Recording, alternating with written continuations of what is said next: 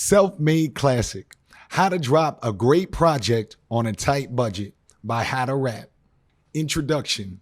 Social media has opened up a whole lot of opportunity for a whole lot of artists, and now you see more and more rappers popping up across your timeline.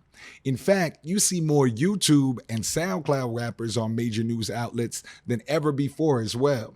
The record labels are scouring the algorithm in search of the next big thing, and everyone and their grandmother is trying to get in on it. But here's the thing.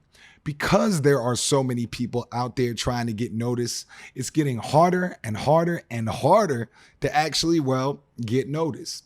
So how do you rise above the crowd and make a name for yourself? A lot of it is how you market yourself. A lot of it is in hard work, perseverance, and even luck. But the foundation that all of this must be built on is the same as it's ever been: good music.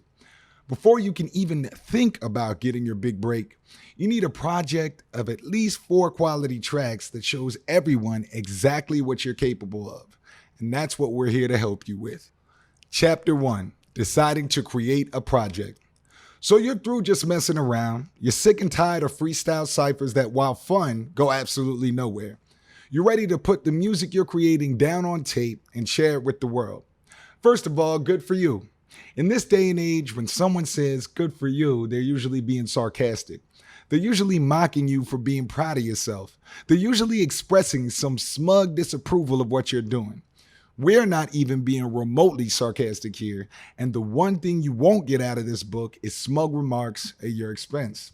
The fact is, most rappers are more than content to just sit around smoking some loud and mumbling some words that may or may not rhyme. Making a project is a lot of work, and let's be honest, new artists are, by and large, lazy people. They want to sit around waiting to get on, which, if you don't work for it, will never come, and that's a guarantee. Deciding to produce your own project means that you've got a sense of how the world works. You know that opportunity isn't just handed to you, and that nobody out there is dying to break your door down and hand you the keys to the Lambo, $1 million, and an Instagram model wife. That you're even willing to put in the hard work puts you head and shoulders above the majority of bar spitters out there. Secondly, make sure that you are, in fact, recording this project for the right reasons. There are 2 common reasons why people record a project. The first reason is that they're passionate rap artists. They want to take their ideas and put them into a form where they can share them, where they can, at the very least, steal the aux cord and then put it on for friends. Now, making money would be a nice bonus, but the main point here is living for the passion of music. The second common reason: to make a lot of money. Some people just want to quit their day job. They just want to get the money rolling in. They see that there's cash to be made in creating independent music, and they say, hey, I want in. If you want to know which one is the right reason, both are. Usually, this is the part where someone will tell you, if you only want to make money, forget music. There are a lot easier ways to make a living than as a rapper. But the fact is, the music industry, like the film industry, like the publishing industry, and like the video games industry, it's all art. And as Roger Corman said, it's an art form that's 50% business. And of course, as Andy Warhol said, there's no better art than making a lot of money. Don't think that this makes you a sellout to keep the 50% business notion in mind. It doesn't. It's just another aspect of the art to master. But hey, making money isn't a guarantee in any field of art or entertainment. Edgar Allan Poe, for example, we've all heard of him, right? Yeah, but he died alone, depressed, and poor. One of the greatest and most influential writers of all time, and he died broke. It can happen. Talent alone won't put you through. So even if you're half motivated by the prospect of making money and being able to do nothing in a day but write and rap and record music, make sure that you'll be okay whether or not that happens. In other words, you can go ahead and work towards the money, but if you're not also working towards the satisfaction of having a project of your own that you can pull out and listen to with friends now and then, you may wind up jaded, bitter, and resentful over the whole thing. So yes, it's half business, but you better have the passion. In fact, if you don't care about the music, you probably shouldn't bother. Making a living as a rapper isn't as easy as it looks, and it's even harder for people who don't care about the music. Chapter 2, assembling your team. Who you want on your side while recording, mixing, and marketing your project has a lot to do with what sort of mixtape, album, or EP it is. If you're recording a by the book rap or trap project, you're probably not going to need to hire a guitarist. Well, unless you want to catch the Old Town Road or emo rap waves, of course. You can usually get by with a bunch of beats on the web for a small fee, royalties, or even for free. Speaking of that, do not try to sell any songs over beats that contain copyright protected music. 25 years ago, when the Wu-Tang Clan did it for the 36 Chambers, the musicians were more than happy to have their obscure R&B hits rediscovered. In the streaming age, however, the lawyers at the big music conglomerates absolutely love handing out fines and fees to the tune of $500,000 and will ask for tens of thousands of dollars per sample, regardless of the song or context. Y'all saw what happened in Juice WRLD with Lucid Dreams, right? Sound engineers, technicians, and producers. Now, this is a tricky one. Many amateur rap artists prefer to do this themselves, as it's hard to find a skilled engineer amongst your friends, and hiring a professional usually means they're going to try to give you a bland, watered-down flavor, which is easily marketable if you got the money to advertise it, but just another face in the crowd if you don't. What you might want to do if you don't have any friends attending art school for sound design is simply play around with some software and recording techniques and figure it out for yourself. How to Rap has many courses on mixing to help educate you, so be sure you're watching your inbox daily for insights on engineering. On the upside, nobody knows what you want your project to sound like better than you do. So at the very least, you know that the sound will always be headed in the right direction with you at the wheel. Now, when it comes to how to get a hold of these talented people, 1. Recruit your friends. Don't bother with studio musicians. When you have the 5-album recording contract, when you're making 6 figures a year, that's when you can afford to hire a top dollar guitarist by the hour. Until then, rely on the support of friends. With any luck, they should be more than glad to help you out because, after all, if you get a big break out of this, they do too. Even if you're trying to do this as a solo artist, bringing on your friends as engineers to record you can be a big help. You don't need to transform your concept into that of a record label just yet, unless you're Russ and can do everything from the rap to the track to the mixing and mastering yourself. Your friends will really help you build the backbone of your debut project. In terms of compensation, they should be okay with the idea of making a percentage on the back end. This is how a lot of big success stories in independent art do it. They hire talented friends for a percentage of the overall profits rather than paying professionals up front. Be selective though. Don't just hire your cousin because he owns Fruity Loops. Seek out someone in your circle of friends, coworkers, and acquaintances who actually has a good ear. You don't need to hold an audition process, but you will want to hear how they can mix before you hire them. It's best if, instead of telling someone you're recording a project and want to hear how they mix, you simply ask if they have any recordings or if they don't mind recording you in the booth. Then, if they really impress you, you can just keep them in the back of your mind when it comes time to make a few phone calls. Nobody wants to tell their friends, hey, your mixing is trash, so sorry, my G, but I can't hire you. So know where a person's skill level is at before you even mention the project to them. Agents, marketing people, and executives.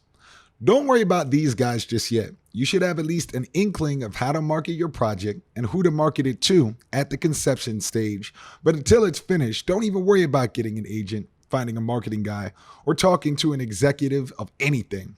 All of that will come in due time. For now, just worry about the people who are going to help you put sound to the records. Forget about every other aspect of recording a project for now. You can come back to it when you have those hot tracks to take over the country with. Why this needs to be your project. In the end, the only person you can truly rely on and depend upon is yourself. Crews break up, rappers lose interest, or they get too busy getting endorsement deals, or they have kids. Homies have falling outs and start acting like children who refuse to speak to each other. There is just so much personal junk that can get in the way of producing a hot record. The only way to safeguard yourself against this is to make sure, at the end of the day, the project lives and dies with you, nobody else. The only way to rise above all the BS, the only way to make sure that you will finish this project, no matter what happens, is to make sure that the whole project belongs to you.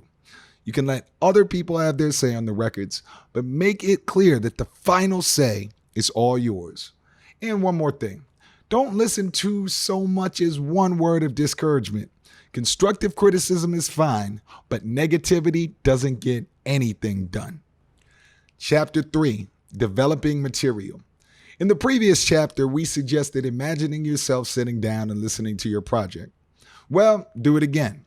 Again, make a note of what kind of project you're listening to as you envision the future. Obviously, you don't want every song to sound exactly the same, but there should be a cohesive feeling, a single core idea to it, even if that idea is something as simple as, say, the most litty-fied tracks ever. If you don't have that idea, then you don't have a project so much as just a collection of songs. Don't think, what kind of rapper do I want to be? Think, what kind of music do I want to create? Once you have the material, you can develop the image around it, not the other way around. Unfortunately, there won't be a lot of practical, direct advice in this chapter when it comes to the subject of coming up with material. We know what good is a book if it's just broad suggestions. But the best option is to sign up for one of our How to Rap artist development courses to go fully in depth into the writing of a great project. But the fact is that there's simply no set formula, no predetermined path for writing material. Everybody has their own muse. Everybody comes up with their own ideas in their own way. We do have some practical tips, however, for developing a solid idea. But if we told you exactly what sort of material you should be writing, then you'd be competing with everyone else who listens to this book. We'd have a few thousand people all trying to put out the exact same album. So let's break it down. How do you develop ideas that you come up with? Study the structure.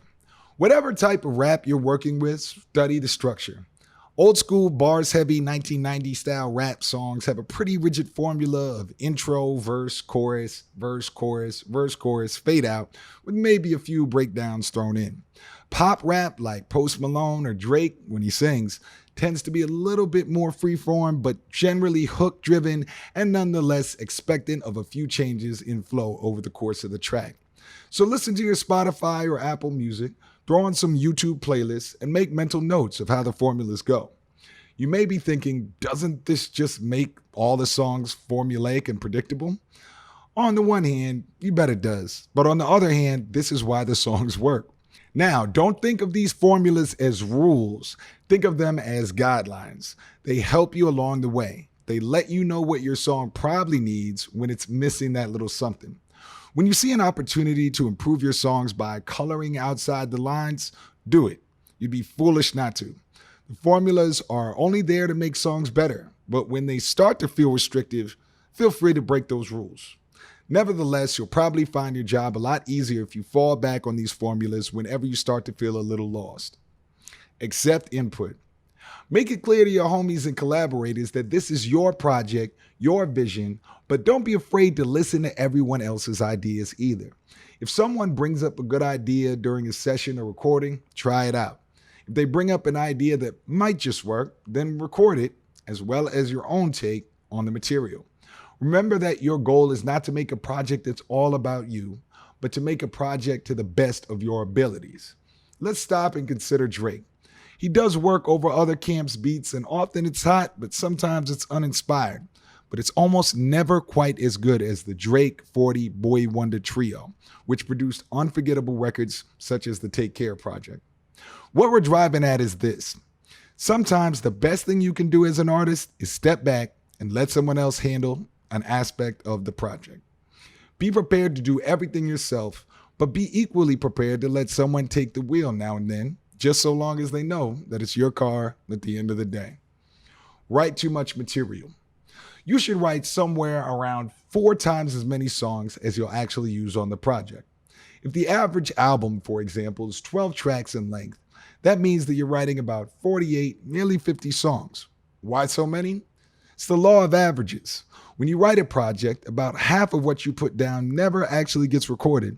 And when you put together a final mix of the project, about half of what you recorded doesn't make the final cut. Hey, it's not so bad, really. Look at the film industry. Those guys use one take for every 10 or 20-day film, and half of the scenes they shoot wind up unfinished and on the cutting room floor, while another quarter don't show up anywhere but the deleted scenes. More importantly, the more you write, the more you have to draw from to find those good songs.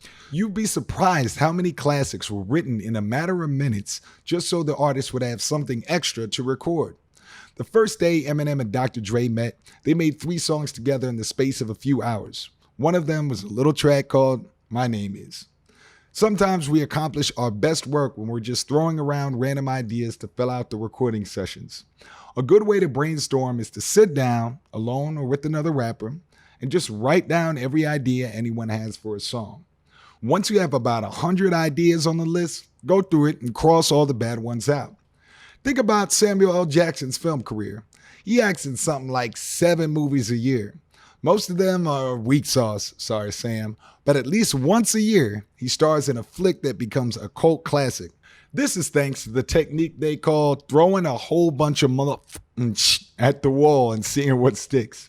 Again, you'll never know when a pile of bad ideas is going to result in one gem. So don't be afraid of bad ideas. Bad ideas are what you have to wade through to get to the good ones. Chapter 4, your home studio shopping list. Okay, so you've spent time ciphering with other artists, getting your drip together, so to speak. You've got some material to record, and you're ready to lay down some hits. If you can find a recording studio you can use for cheap or preferably free, then you can go ahead and skip this chapter and the next one. Honestly, as long as the equipment is up to date and the room is well soundproof, then one studio is as good as the next. Then again, the upside of having your own home studio is that you can run into the closet at 3 a.m. and lay down a dope punchline you just came up with. You don't have to hope you can remember it the next time you head to the studio. If you want to go the home studio route, the good news is that you don't have to have much money because honestly, most of what you need, you already own. Your shopping list. Soundproofing. You can use dozens of different things for soundproofing. The idea isn't so much keeping the noise in the room out, it's keeping the noise outside of the room, outside of the room. You can use any number of things for soundproofing. Some people use that foam rubber bedding you can find in cheap camping mattresses. Other people use egg cartons. Some things work better than others, but if you want to get this done for cheap, you could even do something as primitive as stapling or duct taping pillows or old mattresses all over the walls. If you have to spend some money, go with that foam rubber bedding. This tends to get the most bang for buck. Well, least bang for buck, we should say. Computer. You don't need to go out and buy a new computer. Of course, if you have a spare laptop lying around, a wiped desktop that you never use, you can use that. Otherwise, go ahead and relocate your computer into the studio, assuming your girl or your roommate or your family will let you, of course. If you absolutely can't move this computer in there, just go ahead and buy one used. You don't need anything too top of the line, just something with a few USB and microphone ports that you can use to input sound, and something that can run some cheap or free sound mixing software. Really, the technology has gotten to the point where you can do just about anything you want to do with a computer that's 3 years old or less. You want to make your own first-person shooter? You want to film and edit an indie film? You want to create an animation series? Don't waste too much money on top-of-the-line equipment. Everything from software design to recording and mixing an album can be done on a computer that won't even cost you half of your next paycheck these days. I recorded the song Moon Lambo, which helped me secure a lucrative world tour deal on a $600 Lenovo laptop. Due to soundproof and good mixing techniques, nobody really noticed the difference. Some good microphones and interfaces. This is going to be your biggest expense most likely, unless you know someone who does some recording now and then and already owns a few good mics and interfaces. You probably don't want to use your bargain bin mics or the microphone that came with your computer. Look, it's all about the sound, right? Well, when you use cheap mics, you tend to get cheap sound. They simply can't pick up as wide a range of sound as something from the top of the line. You can go cheaper on the rest of the equipment, but a good mic is golden. If you look at the How to Rap website, we have several suggestions for good mics and interfaces that are affordable and will work for sure. Other equipment. If you're really ambitious and have some money to spend, you may want to look into other pieces of equipment like audio mixers and consoles and so on and so on. But if you're looking for a book about recording your own album, we're willing to bet that you probably don't have $1 million contract just yet. For now, we've listed everything you need. A microphone, interface, a soundproof room, and a computer are, honestly, enough to create a great album with. Remember that it all comes down to the material. If your songs suck, then it doesn't matter how much money you spend on the project. Likewise, people won't care how much money you spend on equipment if your music surpasses the album's budget. Just make good music, and it won't matter that you're building your own studio on the cheap. Chapter 5, Building Your Home Studio. Okay, got your stuff ready? Your egg cartons, foam rubber mattresses, your computer, and your microphones? Good. Step 1, find a good room. If you got a guest room in your house or apartment, if you have a garage, an attic, or a basement that you can actually walk in, this step is easy. Then again, if that's where you keep your air conditioner, then look elsewhere. And don't dare start recording this project in the middle of summer unless you want it canceled due to heat exhaustion. If there's just plain nowhere you can set it up, then you want to take a room in your house and split it up. That's right, split it up. There are a few ways to do this. If you're handy enough with carpentry to build a wall and section off, say 10 or 6 square feet of your living room, go for it. If not, you can stack some trunks and move a bookshelf over to section off part of your room to build a temporary studio. The main thing is to make sure that you have enough space to move around a bit. The more room, the better, but if you got no other choice, just practice delivering your bars relatively still and you'll be fine. Step 2, soundproofing. This is easy. Take all the soundproofing stuff you got and start putting it up. Run a few tests. Make a bunch of noise outside of the room, have them bang pots and pans, yell, clap, whatever you feel like doing, and then just keep adding and adjusting the soundproofing until you can't hear them anymore. Just make sure it doesn't sound like there's too much echo or reverb in the room. That's the most key. Or, well, just about can't hear echo or reverb. It's hard to get 100% soundproofing on a small budget. And anyways, it doesn't matter because there's little chance that the mics will pick up a car driving down the street 2 blocks away, whether or not you can actually hear it. Step 3, understanding sound. Don't worry, you don't need a degree in anything for this, but there are a couple things to know. First of all, some objects absorb sound. Secondly, others reflect it or echo it. Really, that's all you need to know. Basically, soft things absorb, hard things reflect. Simple as that. When you see recording studios and movies and on YouTube, they always have the technicians separated by a window so that the equipment in the technician's booth does not interfere with the sound in the recording room. That said, you don't need to worry too much.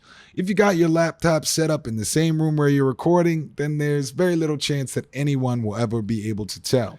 But keep other sound reflectors to a minimum. Don't have your whole entourage sitting on metal chairs next to you. Don't put your big glass coffee table in there. Just use common sense. Set up with a mic and remove anything that bounces a little too much sound around the room. Step 4, power considerations. It takes a lot of electricity to run a project recording. You've got your speakers, your mics, your keyboards, your computer, your lights, and so on and so on. Just make sure that you're not running everything on a single outlet. In other words, make sure you have a few outlets and a few surge protectors to work with. Simple, right? You don't need to know much about electronics. Just practice common sense and don't run a full setup on a single surge protector unless you want the money you make on this project to be your fire insurance policy. Chapter 6, Spitting for the Booth. No matter how good you are as a live spitter, the fact is it's not really the same exact skill as spitting for the booth. Obviously, there's a lot of overlap, but one of the most popular viral videos I've ever seen is a guy with absolutely no knowledge of any musical instrument picking up a guitar, a bass, and a pair of drumsticks and just fiddling around in front of the camera. From there, the guy took that video, cut it up into a split screen and a 4-way other split, and orchestrated a totally dope record by simply editing it note for note until it started to sound like some good music. Obviously, the less skilled you are at individual aspects, the more time you're going to be spent doing editing. But the fact that you'll be cutting and mixing your own music means that you'll have a whole lot of advantages and a few disadvantages. The bad news. It's going to feel just a little bit less like the cypher and a little bit more like working. Don't worry, it's still rapping, but it's more organized systems of rapping that need to take place. Because you're recording this for a project, you got to make sure that you can deliver at least a few takes with no slip-ups, with no coughing, no sneezing, no adjusting in your chair, and so on. You're not just rapping for fun anymore. Well, you are, but on top of that, you're trying to produce a real professional sounding record. Secondly, you're going to have to spit many bars over and over and over and over and over and over again until you're good and sick of it. You're going to have to do your vocals many times, even if you get it perfect the first time, because layering vocals is a good way of giving them a fuller sound. You're going to have to do a chorus 10 or 20 times over while listening to the rest of the song on a loop so that you can listen to all the takes and pick the best one to cut in later. If you're not doing many aspects of the song 20 times over, you're probably not going to wind up with much usable takes. And now for the good news. The good news is that even if you do need 1 or 2 perfect takes, you don't really need to worry about each take being perfect. You're free to experiment all you want. The way many studio engineers do it is like this. They do a few takes of each song as written so that they have at least some usable takes to fall back on.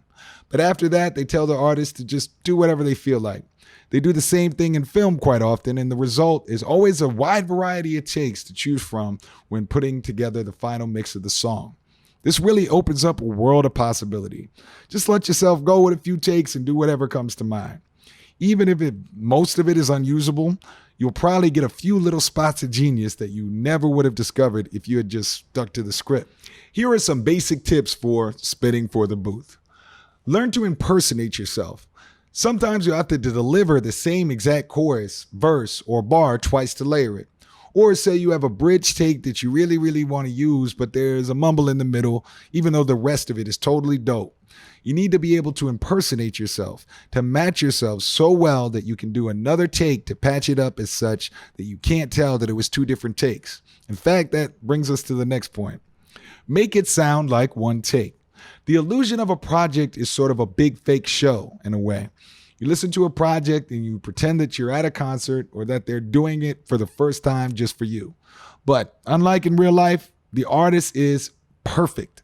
No slip-ups, no mess-ups, no equipment malfunctions. No rapper can spit perfectly every time, but you have to create that illusion on the record. Take a break every now and then. You don't want to slack, but if you spend 12 hours in a hot recording studio every day, your fatigue is going to show.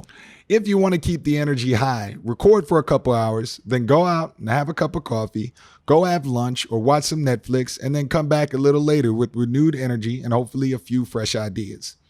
Never stop tweaking your songs. Just because you've started recording doesn't mean that the material is set in stone.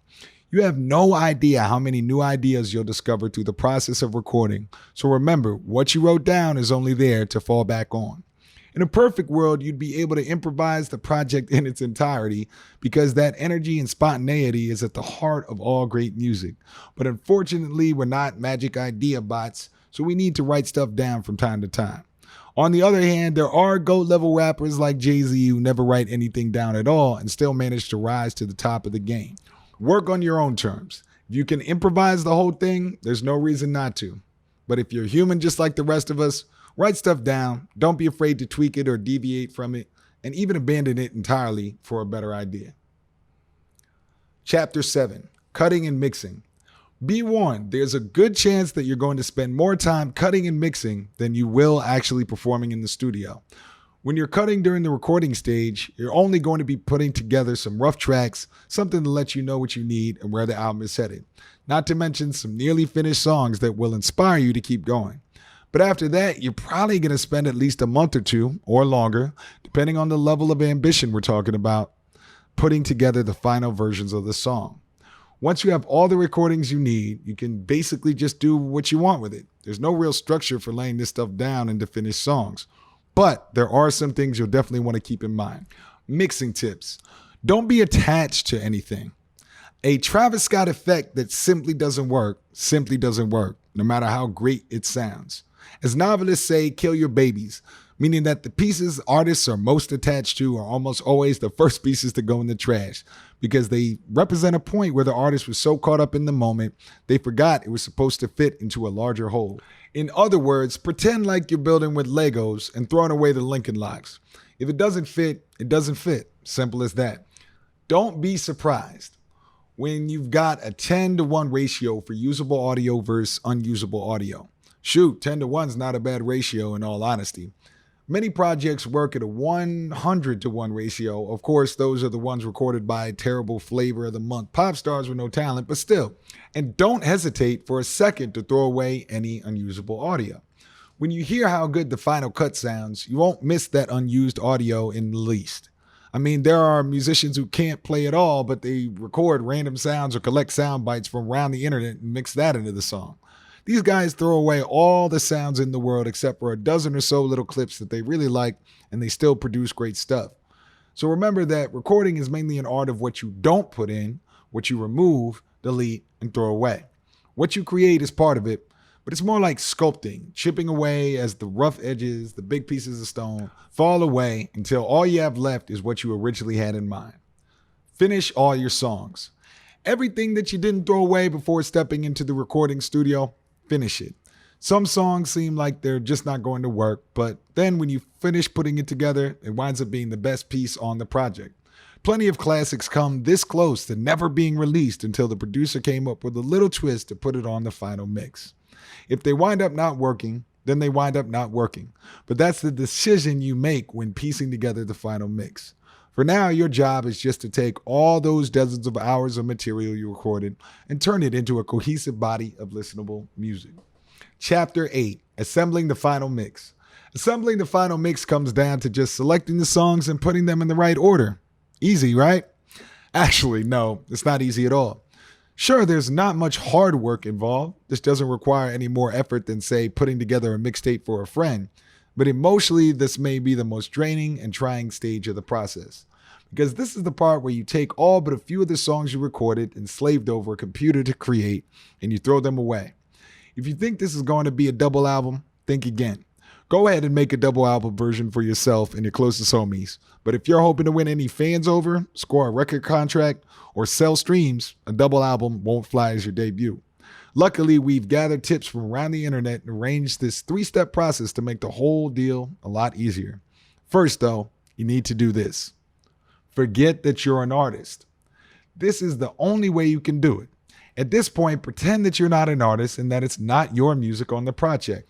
Pretend you're a marketing expert or an executive at a record label and you're just trying to figure out which songs people like and what order to put them in.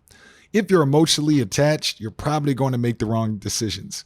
You're going to ignore the good feedback and you're going to wind up with a mix that just isn't going to win anyone over at the end of the day.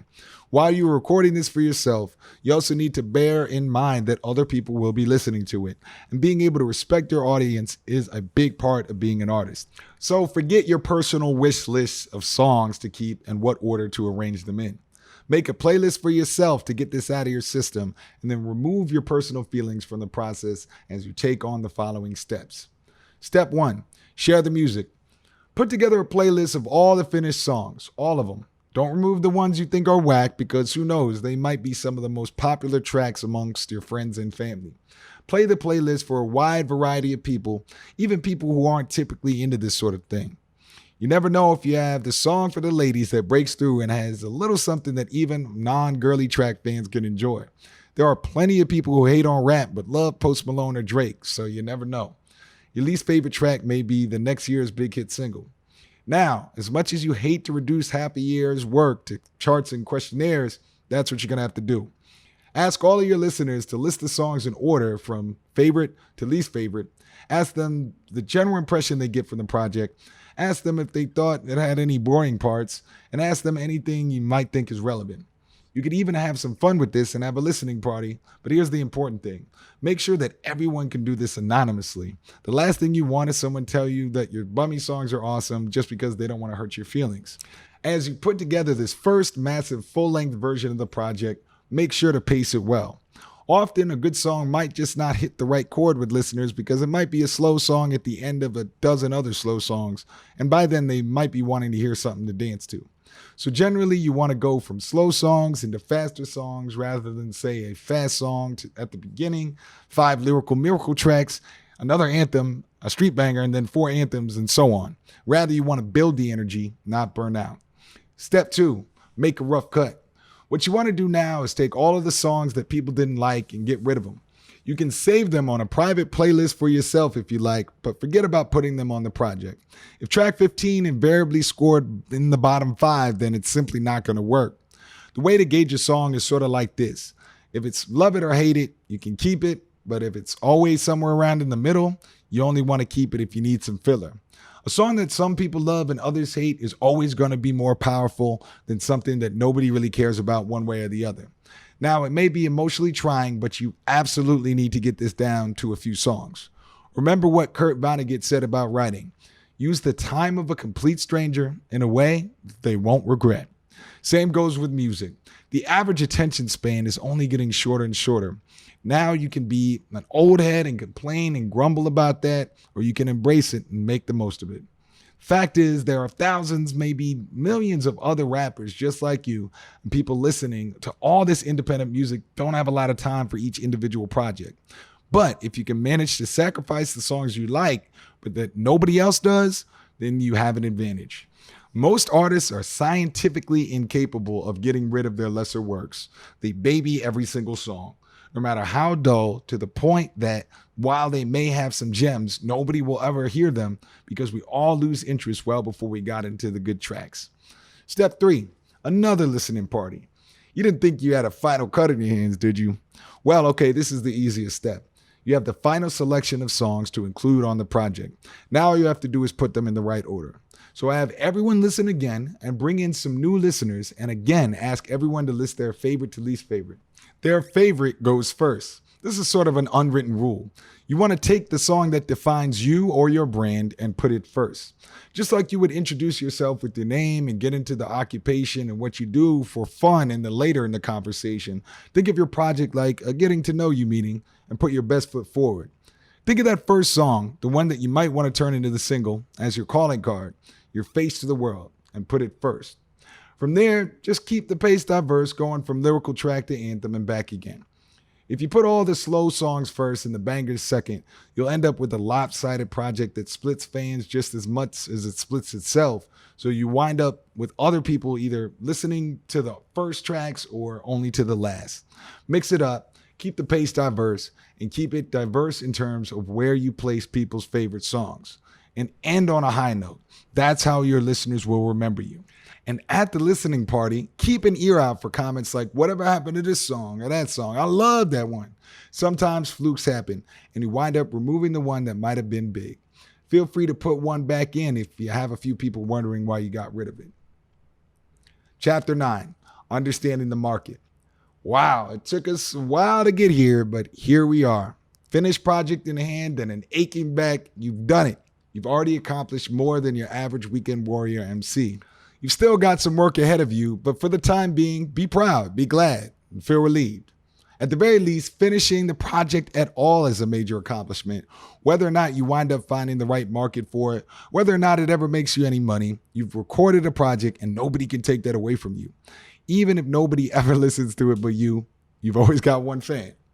All right, we know what you're saying. Yeah, that's great, homie, but tell me how I can make some money with this thing. All right, let's get into that. Music Industry 101. Making music as an artist never has been and never will be easy, but with a finished professional quality project in your hand, you got an edge over the competition. If we pull up all the musicians in the world, 99% of them will never ever make it big because they lack the discipline, they lack the passion, they lack the energy, or they lack the talent. By virtue of the simple fact that you finished a project, you are now in the 1% that might make it. But divide this group up again. Now, 90% of people who finish a project will never make enough money to live on it through music alone. But going from 1 to 100 to 1 in 10 isn't a bad step up. Having finished a project is no guarantee, but having a good project puts you in the running. Now that you know your odds, let's get into Music Industry 102. Forget getting picked up by a record label. It might happen for sure, but you really need your stars to align for you. First, you need to meet the right people. You need to make a good impression on them. You need for them to be scouting for new talent at the time. You need for them to like your work. You need your work to be marketable specifically to their audience. You need your work to be exactly what the market needs at the time. And you need to be open to the idea of re-recording the whole thing to make it more accessible to a broad audience. Sorry for the run-on sentence, but really you do need all of that to happen before you can even think of getting a big record contract. More likely, you'll need your own fan base. From there, you can either work directly with that fan base to sell your work, or you can spin it off into a recording contract. Of course, this is kind of silly because what does a label do for you? They market you and help you sell your work. But what do you need to do before a label will consider you these days? market yourself and sell your work. Long gone are the days when they would develop talent or take risks. Now they want you to already have a fan base. They want you to already have millions of people who love your music. And then they want to swoop in and snatch up a piece of the pie. At this point, you're better off on your own or with a small independent record label. Forget about Interscope for now. If they ever flash $1 million contract in front of your face, forget about what I'm saying. But until then, be prepared to walk this road alone. Music Industry 103. Remember the golden rule of the social media age. There's an opportunity everywhere for everyone, and that's why the competition is so fierce. No matter how good your music is, it might just be plain impossible to attract any attention when there are thousands of other musicians vying for attention from the same audience. If you're producing music in a niche category, that helps. It's a smaller pie, but your piece will be bigger. Otherwise, refer to the next chapter. Chapter 10, Selling Yourself. Sorry, but you're going to need to learn how to really pimp yourself. It may even feel a little bit like selling out, so just keep reminding yourself why you're really doing this. It's not for the money. It's just share your passion with others, even if you have to use a number of cheap tricks to get them to notice you. Think of it this way. Pickup lines are corny, but some real lasting relationships have started with the corniest possible pickup lines. The same goes for marketing. You've got to be a little crass, but the kinship shared by an artist and their fans more than makes up for some cheap, come-on, shameless self-promotion. There's no guaranteed formula for successfully marketing yourself, but here are some tips. Self-promotion. Social media. Get on every blog and social media platform you can. Join a ton of forums and post. Don't just market yourself. Try talking about music and maybe throw in, by the way, this artist I'm reviewing was a big inspiration on my album, which you can buy here. Be interesting to read, even if that means being a little bit of a class clown in the forum or community you just joined. Have fun and use this to build your image. Ignore negativity, make friends, and get people listening to you. Release some music for free. More likely than not, you're going to be selling the full project on iTunes, Spotify, or some other digital streaming service. But the biggest problem with independent artists, they think people are going to buy their work sight unseen. When was the last time you went into a music store and grabbed a project at random and paid $10 or $20 for it? Most likely never. This just doesn't happen. Rather, you hear a song at a party and listen to the project on your own. Or you're reading about your favorite artists and you read about their influences and you go exploring those guys. You don't just grab whatever's handy. How to make money with your album. First of all, you want to put the project on money-making platforms, yes, but that's not how you're likely to make the majority of your income as artists. So where's the money going to come from? Well, let's talk about how money changes hands on the internet. The majority of it isn't really for selling anything. Think of the online economy as a great big video game. The people selling, say, t-shirts, for every t-shirt they sell, they have 100 people visit their online store and leave. E-commerce is all about making money with those online window shoppers. How? Simple. Ad revenue and affiliates. For every t-shirt that sells, they're making twice as much money by sending a few hundred people to an affiliate site to buy a licensed Lil Wayne t-shirt or something, and with pay-per-click ads and pay-per-thousands impressions ads. Long story short, sign up for the Amazon affiliate program, sign up for Google AdSense, sign up for every legitimate, relevant ad revenue and affiliate program you can find and milk it. Start a blog on WordPress and include some Amazon links in every post. You only need to name drop a couple of your favorite artists for this to work. Collect revenue from it. From there, you can offer the music for free and still make some money on it. Take it a step further. When you ask that indie filmmaker friend of yours to make a video, don't just keep the video for your own personal enjoyment.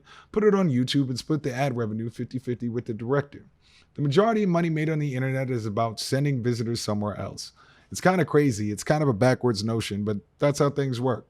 Artists have always made more money from their sponsors and advertisers than from their fans. When you pay your cable bill, you're only paying the company to provide the cable and acquire licenses. The people who make those shows earn their revenue from advertising.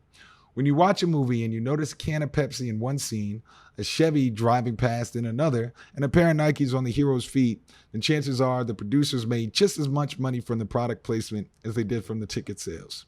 At the end of the day, you want to sell that project, but for everyone who streams the project, a few hundred, people won't. Either because it's not really their thing, or because they're broke, or because they just plain don't have the ethical integrity to stream a project instead of stealing it. Ad revenue and affiliate marketing allows you to make money even if nobody ever streams your project. All someone has to do is click the link on your blog, your site, your little corner of the net, and you'll make money every now and then. Conclusion. We don't want to end this book talking about money because the whole point we've been driving at, the very core of this text, is just the idea that you're not in this for the money.